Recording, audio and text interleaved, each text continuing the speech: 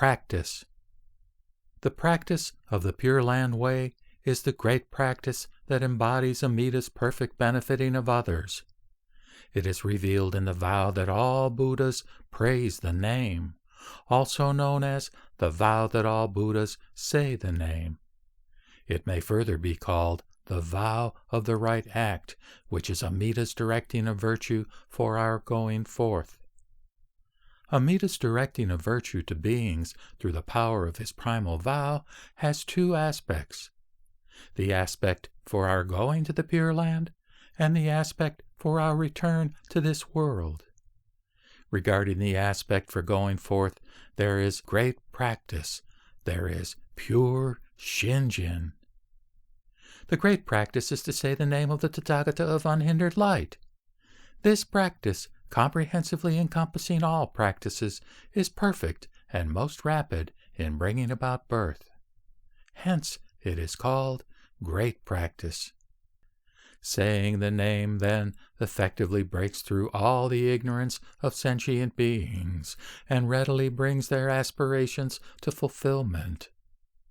Saying the name is, in itself, mindfulness. Mindfulness is Nembutsu. Nembutsu is Namu Amida Butsu.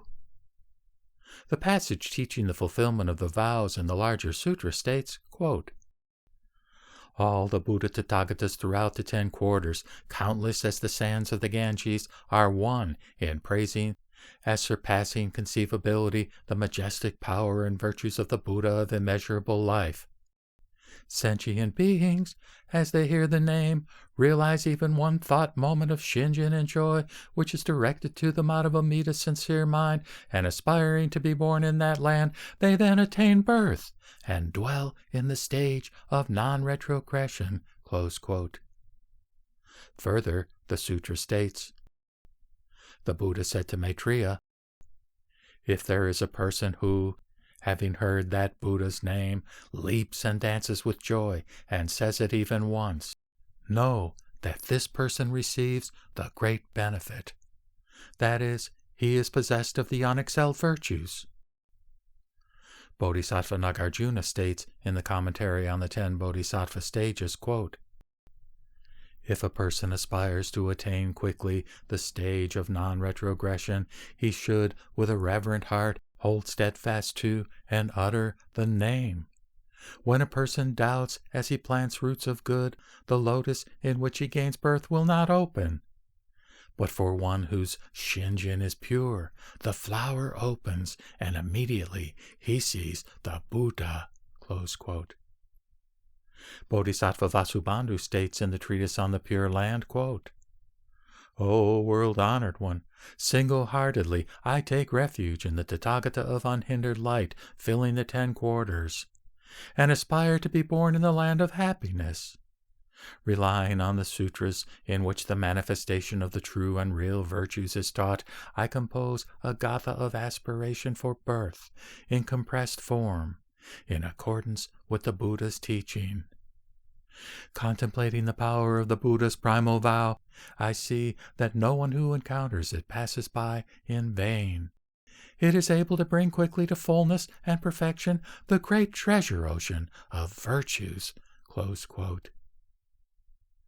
With these passages from the sacred words of the Buddha and from the treatises, we know in particular that the great practice is not a foolish being's practice of directing his merit toward attainment of birth. It is the fulfilled practice that Amida directs to beings out of his great compassion, and therefore is called not directing virtue on the part of beings. This practice, indeed, embodies the primal vow in which the Nembutsu is selected and adopted. It is the supreme, all-surpassing universal vow. It is the true and wondrous right Dharma that is the one vehicle. It is the unexcelled practice that perfectly embodies all good acts. The word even in the passages from the Pure Land Sutra is used to indicate an upper or lower limit, while omitting what is in between. In the second passage, the phrase "saying the name once" indicates single-heartedly practicing the Nembutsu. Single-heartedly practicing the Nembutsu is a single utterance. A single utterance is saying the name. Saying the name is constant mindfulness. Constant mindfulness is right mindfulness. Right mindfulness is the true act that brings about birth in the Pure Land. Further, the phrase, even saying the name once, in no way refers to one thought in contemplation on the Buddha's virtue, or to one utterance in repeated recitation of the name.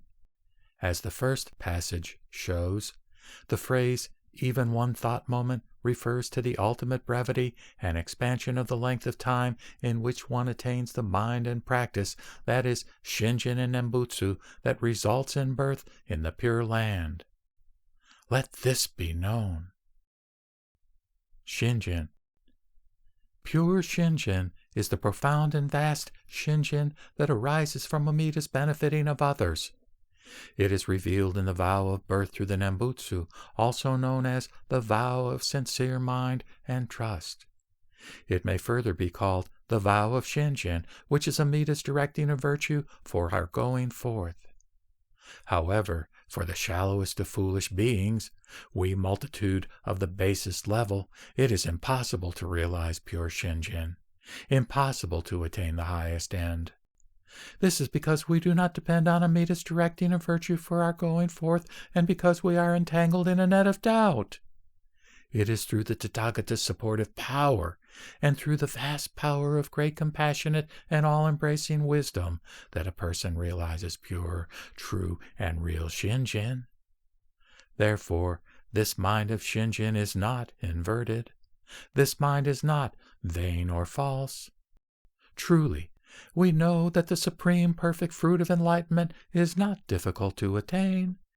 It is pure Shinjin, true and real, that is indeed difficult to realize.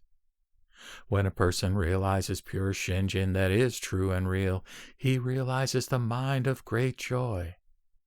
Concerning the attainment of the mind of great joy, the larger sutra states, quote, "The person who aspires with a sincere mind to be born in the land of happiness shall reach the full illumination of wisdom and attain virtues unexcelled."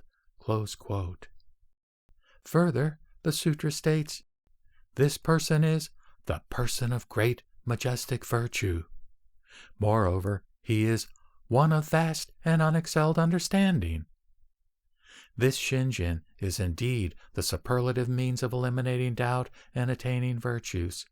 It is what is truly manifested in the sutra, all virtues being fulfilled instantly in it. It is the wondrous way of attaining longevity and deathlessness. It is the pure Shinjin of vast, majestic virtue. Hence, with regard to practice or Nembutsu or to Shinjin, there is nothing whatever that has not been fulfilled through Amida Tathagata's directing of virtue to beings out of his pure vow mind. It is not that there is no cause, or that there is some other cause. Let this be known.